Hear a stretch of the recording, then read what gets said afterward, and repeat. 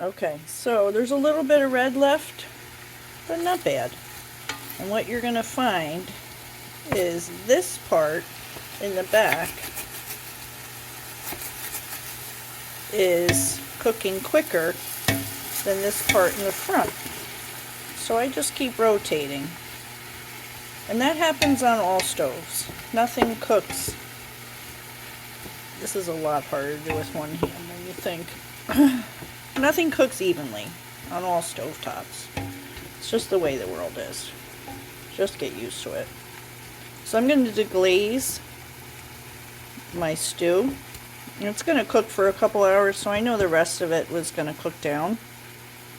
I've got about 2 pounds, give or take, of beef stew. I've got 3 tablespoons of olive oil. I've got an extremely generous helping of chopped dried onion.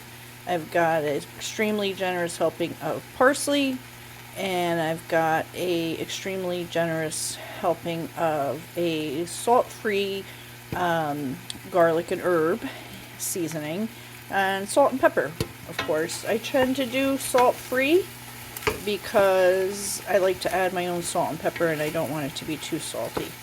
So now I'm going to deglaze. I have a homemade veggie stock, and my original recipe calls for a beef stock, but I don't have it. So I'm going to add my homemade veggie stock, and it's got a little ice in it because it was frozen. That's okay.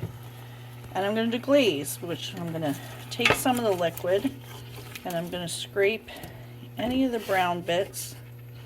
Really hard to do this because I generally am holding the pan. And there's not a whole lot of brown bits because I was kind of scraping as I go. But those are the best. So now I'm going to add the rest of my liquid. And again, in my use what you have cooking, I have red wine. It's my favorite red wine. I really don't want to use it for cooking.